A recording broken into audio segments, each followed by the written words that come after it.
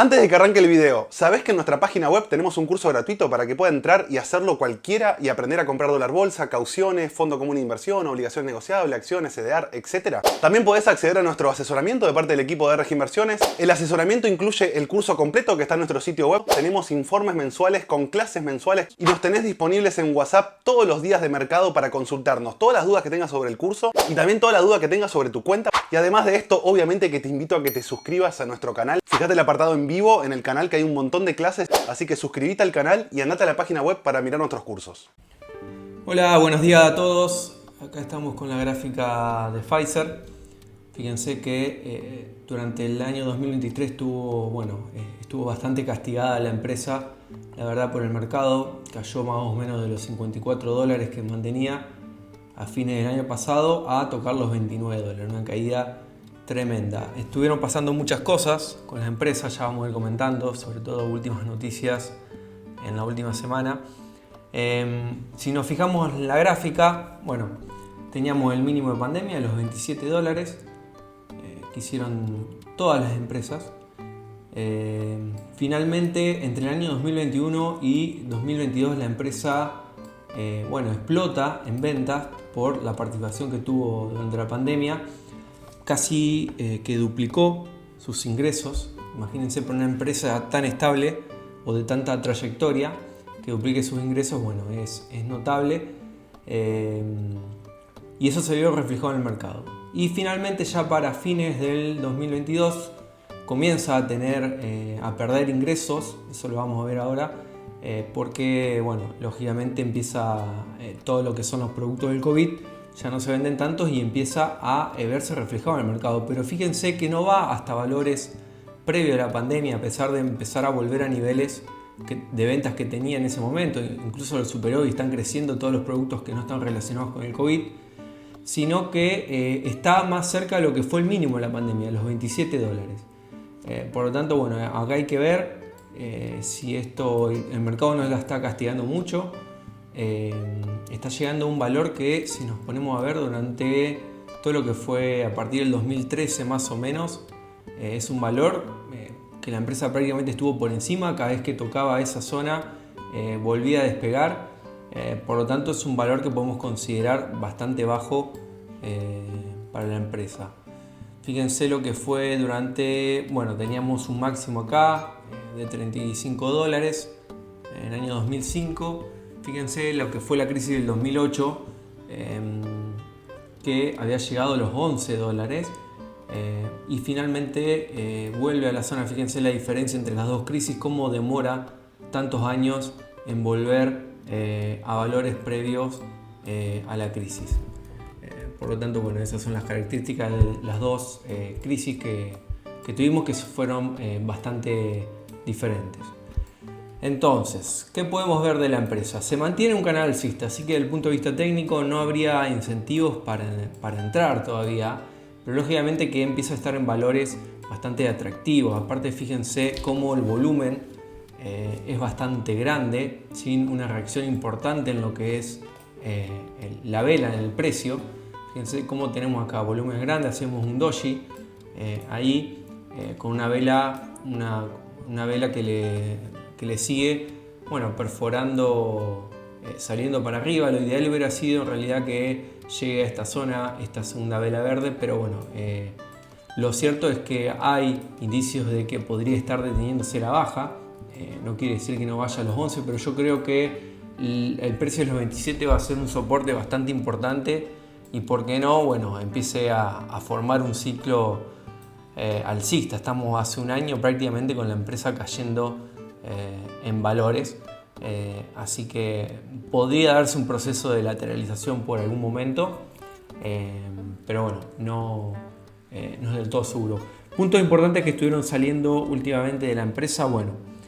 Primero, que en el último guidance que dio la empresa redujo notablemente su expectativa de ingresos con respecto a la presentación de resultados anteriores. Redujo más o menos los ingresos a 9.000 millones de dólares, que los terminó situando en 58.000 millones de dólares, y entre 58 y 61 millones de dólares, cuando antes estaba en 67 mil millones de dólares. Y también asienta una pérdida de inventario de 5.500 millones de dólares, producto de las ventas de COVID, como mermaron, hizo que lógicamente tenga inventarios ahí que tenga que descartar. Esto no son salidas monetarias, pero sí lógicamente son pérdidas de inventarios que afectan sus balances.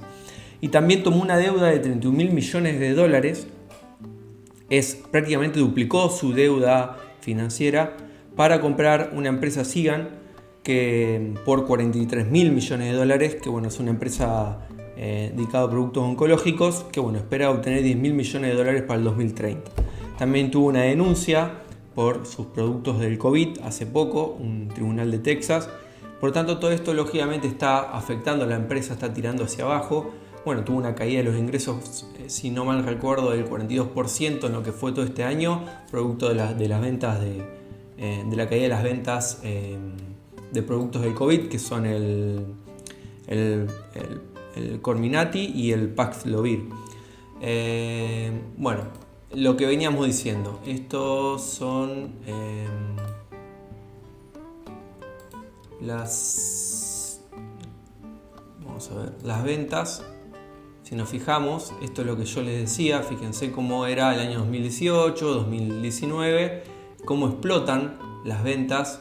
Fíjense que en términos anuales pasan a 100.000 millones de dólares, cuando la empresa venía manejando entre el 40 y 55, venía en el año 2019, unos 40.000 millones de dólares, supóngase. Explotan las ventas y fíjense cómo empiezan a caer y empiezan lentamente a volver a valores parecidos a lo que tenía previo a la pandemia. Esto lógicamente se ve reflejado en su valorización del mercado, lo que es el ingreso neto también, lógicamente acompañando las ventas, y las ganancias por acción, que también, fíjense cómo suben durante la pandemia y finalmente estamos retomando a 1,82, que es un valor parecido a lo que teníamos previo a la pandemia. De hecho, antes de la pandemia tuvimos valores un poco más altos, pero si tomamos el promedio puede ser un valor bastante parecido a eso. Estas son las acciones. Si vemos la empresa en sí, fíjense, tiene una liquidez bastante interesante, sobre todo si hacemos la corrección de inventario, nos ubicamos por debajo de 2, pero sigue siendo muy buenos, muy cercano a 2. Una buena cobertura de interés y, a pesar de haber duplicado su deuda, sigue estando en valores bastante aceptables. Está por encima del 50, que es el valor que nos gusta poner como tope, pero tengan en cuenta que acá duplicar su deuda y 0,66 es bastante aceptable. Los retornos están bastante bien para la empresa de que se trata. Fíjense la relación de precio-libro 1,70 y el PER. Fíjense el PER en 16 actualmente, cuando es una empresa que ha estado un poco por encima. En 2022 un 23, 2017 un 22, casi 23, fíjense que llegó hasta 32, 19, por lo tanto en lo que es PER tiene margen. Lógicamente el PER de 9 era un poco más interesante, pero 16 sigue manejando un cierto margen de seguridad. Y como punto a tener en cuenta, fíjense que tiene un buen margen neto. Durante lo que fue el COVID subió un poco, no es que explotó su margen neto, pero sí lógicamente se ubicó por encima del 20%, que era lo que venía manteniendo anteriormente. Fíjense que en otros años supo hacer otros márgenes netos. Por lo tanto, en eficiencia la empresa sigue bastante bien, si bien tiene acá una caída, llega al 15%, sigue siendo un margen bastante considerable. Y los dividendos, es una empresa que paga bastantes dividendos, por lo tanto es bastante bueno. Fíjense que antes de la pandemia 1,44 dólares, ahora paga 1,64. Esto lo ha conseguido incrementando el payout. Fíjense que aumenta notablemente lo que paga de las ganancias, para tratar de mantener el dividendo. Esto habla de que la empresa busca repartir a sus accionistas, le da importancia, y por lo tanto ante la caída del precio, fíjense cómo las ganancias o el rendimiento de los dividendos se incrementa, casi que se duplica con respecto a lo que fue el año 2021. Por lo tanto, bueno, acá hay cierto margen porque estamos trabajando con rendimientos superiores a los que son habituales para la empresa, así que de alguna manera la empresa puede llegar a corregir en el futuro con un incremento en el precio, más teniendo en cuenta que estamos tocando mínimos. Por lo tanto, lo que es rendimiento de dividendo es bastante bueno. Es muy poco común encontrar en el mercado de empresas que paguen ese tipo de dividendos. Bueno, y estas son el vencimiento de las patentes de la empresa, que muchas de las que mayor ingreso le generan se vencen. Por ejemplo, estas, las primeras 2025, 2026, 2027. Esta también es una de las que más le genera, 2024. Después el preliminar, esta 2033, que es una que le genera bastantes ingresos. El 2022 le generó unos 4.000 millones, unos 6.000 millones de dólares de ingresos. Por lo tanto, hay que tener en cuenta esto, las patentes. Sin embargo, la empresa está desarrollando proyectos. Tiene 110 proyectos en fase de investigación, lo divide en 4 fases. La primera fase tiene 34, en la segunda fase 37, 23 en la tercera y ya el proceso de registración 16. A medida que pasamos de la fase 1 a la fase 3, las probabilidades de que termine convirtiéndose el medicamento en cuestión que termine siendo probado y comercializado, se van incrementando de un 20 a un 70-80% más o menos.